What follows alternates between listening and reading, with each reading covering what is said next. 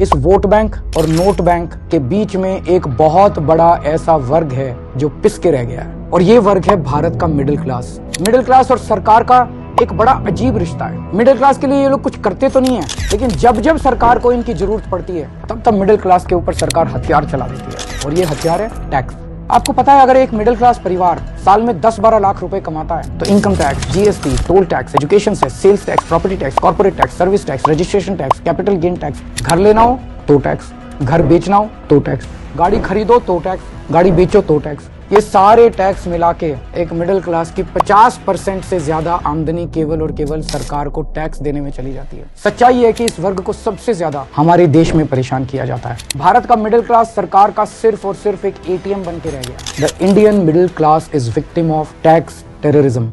हमने दिल्ली में middle class को राहत देने की पूरी कोशिश की और आगे भी हम करते रहेंगे। आज मैं ये ऐलान करता हूं कि मैं और आम आदमी पार्टी सड़क से लेकर संसद तक मिडिल क्लास की आवाज बनेंगे, उनकी आवाज उठाएंगे, उनके मुद्दों को उठाएंगे।